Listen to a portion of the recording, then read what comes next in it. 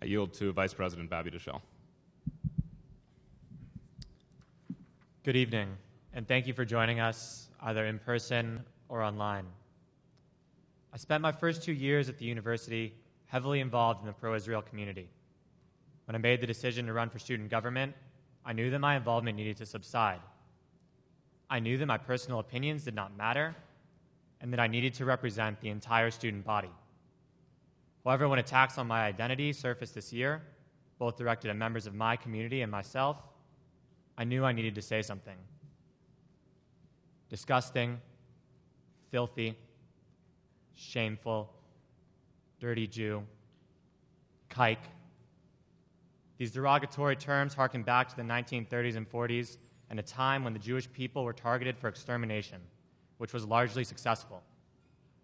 I want to be clear. I and those who share my identity and or beliefs are not the only ones receiving insensitive, derogatory, and threatening remarks.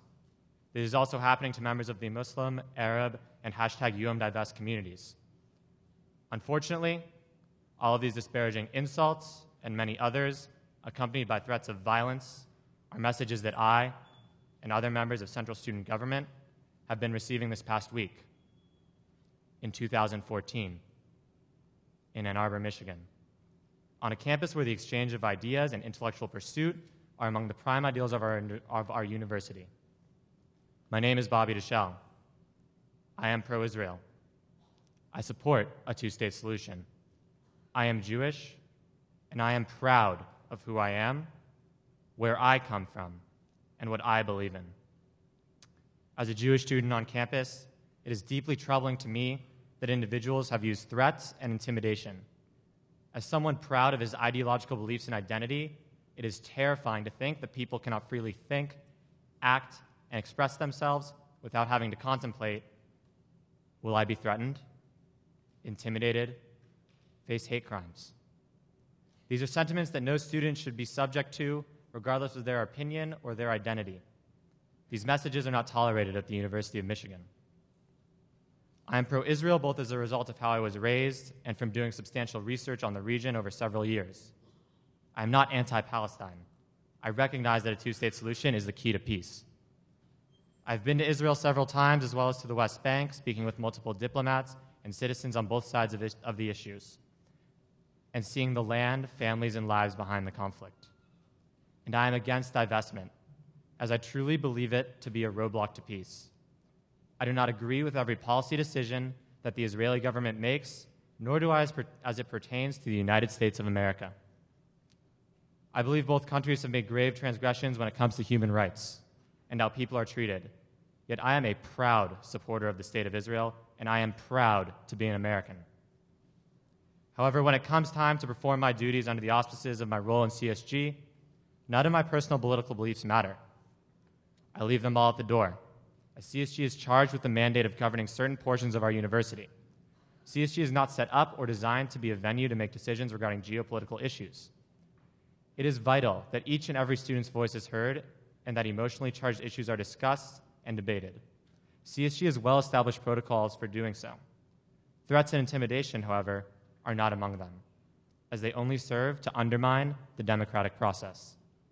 That being said, it is of the utmost importance that not only is the Arab-Israeli conflict deserving of focus and attention, but so too are a myriad of other issues that remain unresolved worldwide, which affect many of us here at the university. It is imperative that all campus leaders hear this and continue to work to bring awareness of those problems for which our constituents have concerns. However, it is very important that CSG spend our short time here working to better deficiencies on campus where consensus exists and can be created, and where CSG has the ability to effectuate change within the framework of its constitutional mandate. CSG has shown its ability to accomplish many things on campus when we are united. This past year, we united around an unpopular football ticketing policy and brought back reserved seating. We united around campus safety and now have improved safe ride and late night transportation, and we united around having student input in the presidential search and created a national model for student input. When we take time to unite around tangible improvements in our lives here on campus, we are unstoppable. CSG has had a year of action. The issue presently at hand has proven to only divide campus into a hostile environment. When students are threatened, when they are fearful to go to class, and when they're intimidated, it is a loss to the student body and a black mark against those who would perpetuate such infringements of the civil liberties of their fellow students. Worse, it prohibits representatives from all sides from enacting tangible change, as a negotiation under the veil of threat or retribution has never been an effective basis for which to begin talking about resolution. As a student leader, I call upon my counterparts from all organizations to show strength by bringing about change through educating each other as to the areas in which consensus does not exist, through discussion and dialogue of the relevant issues at hand, and together determining what changes can be made for the benefit of any and all, whoever they may be and whatever they may represent. As Wolverines, all of us have made a pledge to be the leaders and best.